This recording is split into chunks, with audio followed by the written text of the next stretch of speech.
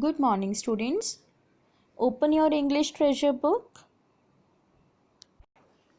Today we will continue the explanation of our chapter Jimmy Valentine, our third chapter, written by O. Henry, and this is the extract or a short story from a retrieved Reformation. Before reading further, let's discuss some difficult words we would come across in this video. First, rear. Rear means at the back. Second, eminent means respected or well known, or you can say well famous, very famous. Third, overpowered, defeat or overcome with superior strength. Fourth, gazed, surprised. Fifth, tempered, and here tempered means made hard by heating steel and then making it cold. Like you also have heard about the tempered glass. Next, collared. Collared means having a collar. Captivated means attracted. Eighth, flourishing, developing rapidly and successfully. Ninth, lounged, lie, sit or stand in a relaxed or lazy way. 10th, drugstore means a shop that sells medicines. Students, open page number 17 and let's continue our explanation of the chapter. He got his key and went upstairs, unlocking the door of a room at the rear. And here, rear means at the back. Everything was just as he had left it. So here, students, Ben Price is the detective who caught him from this cafe. Now, Jimmy Valentine takes his keys and went upstairs, unlocks the door of his room, and everything was as it is, as he had left it. And the Ben Price collar's button was still lying there as it is on the floor. There on the floor was still Ben Price's collar button that had been torn from that eminent detective's shirt band when they had overpowered Jimmy to arrest him. Now here, eminent means respected, well known, renowned or very famous. Now, and overpowered means defeat or overcome with superior strength. When the detective Ben Price tried to overpower Jimmy to arrest him, that time his collar's button had been torn out from the shirt band. Pulling out from the wall a folding bed. Now here there was a folding bed against the wall. Jimmy pulled it out from the wall. Jimmy slid back a panel in the wall and dragged out a dust-covered suitcase.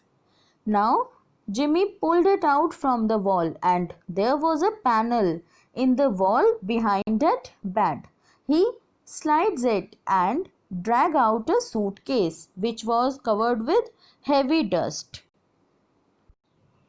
He opened this and gazed fondly at the finest set of burglar's tools in the East. Now, what did he did? He was very proud as he has the finest set of burglar's tools, or we can say the robbery toolbox.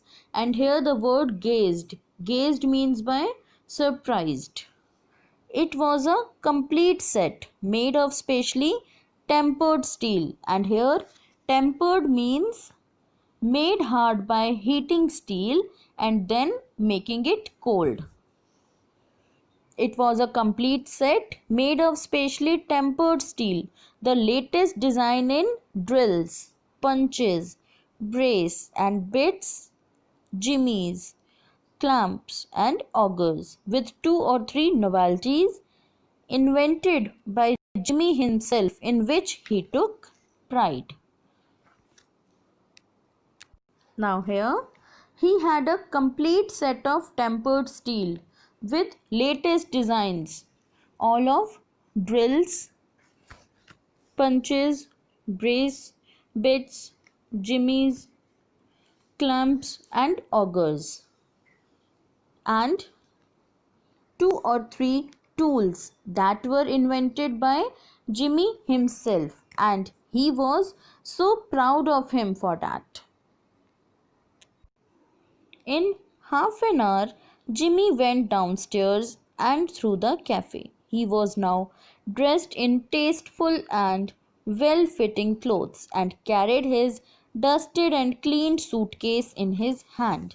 Now he cleaned all the dust from his suitcase and taken it with him outside the cafe. He was dressed in well fitted or nice clothes. A week after his release, there was a neat job of safe burglary done in a nearby town. There was no clue left. Then, a similar robbery was reported elsewhere, followed by another after 2 weeks.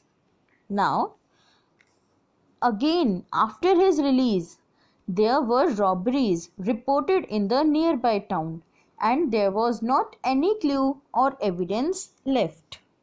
The losses were now high enough to bring the matter up into Ben Price's class of work.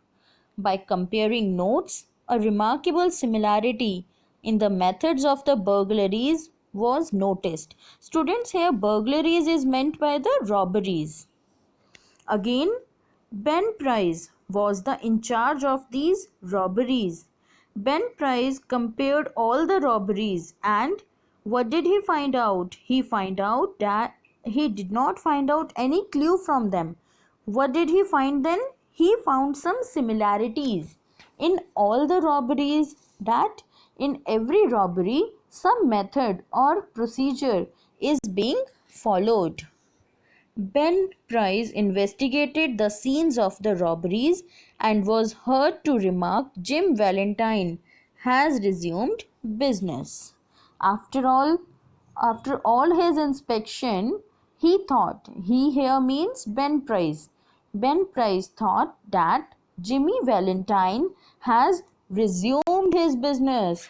He was sure about that this all had been done only by the Jimmy Valentine. One afternoon, Jimmy Valentine climbed out of the train in a little town called Elmore. He looked like an athletic young senior just home from college. This means that he was very smart. He looked like an athlete. He was very fit and healthy in personality, just like a young senior just came back from college. Means he looks like an 17-18 years boy who goes to college.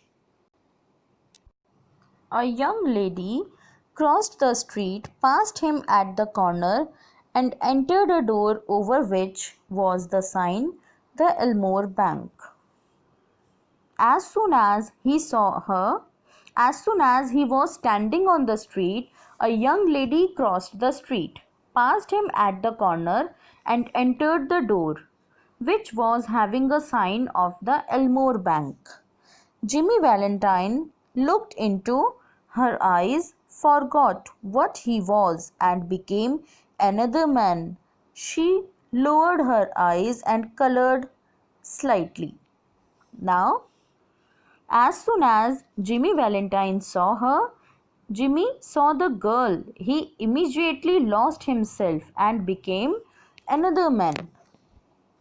That girl also felt shy and moved her eyes downward slightly, and she was blushing. Young men of Jimmy's style and looks were scarce in Elmore. Scarce means very rare. These type of young and handsome men are rarely found in Elmore. These looks were very scarce. She was also impressed with Jimmy's handsome and athletic personality. Jimmy collared a boy on the steps of the bank and asked him, "Isn't that young lady Polly Simpson?" Collared means having a collar or holding any person from its collars. Jimmy suddenly holds an unknown boy who was coming out of the bank from his collars and asked him, Isn't that young lady Polly Simpson?" "No," said the boy. "She's Annabel Adams. Her father owns this bank." That boy replied, "No, she's the daughter of the owner of this Elmore Bank." Jimmy then went to the Planters Hotel and registered as Ralph D. Spencer and engaged a room. Then Jimmy went to the Planters Hotel, the name of a hotel, and registers himself as the Ralph D. Spencer. Name means he changed his name and booked a room in that hotel. Then he set up his new business and he opened a shoe store. He opened a shoe store and secured a good run of trade. He started his new business of a shoe store.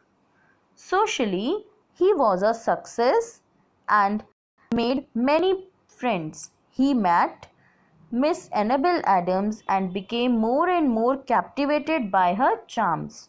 And here, captivated means by attracted. Socially, socially also, he was very successful and he made many friends. Jimmy Valentine was very charming, good looking, soft spoken. That's why people likes him very much. Then now again and again he meets Annabel Adams, he became more attracted towards her charm. Now, by the end of the year, Mr. Ralph Spencer had won the respect of the community. His shoe store was flourishing.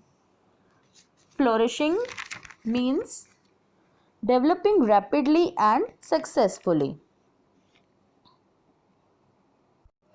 And he and Annabel were engaged to be married in 2 weeks. By the end of the year, Mr. Ralph D. Spencer had won the respect of the community and his business, his shoe store, was also going very well, and he and Annabel Adams were engaged to get married to each other only within 2 weeks.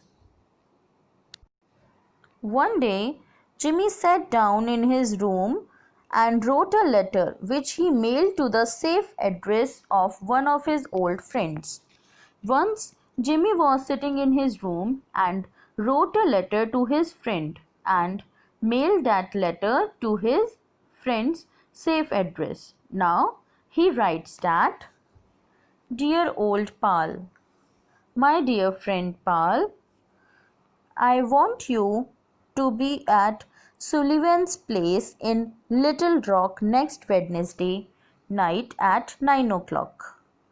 I want you to wind up some little matters for me, and also I want to make you a present of my kit of tools."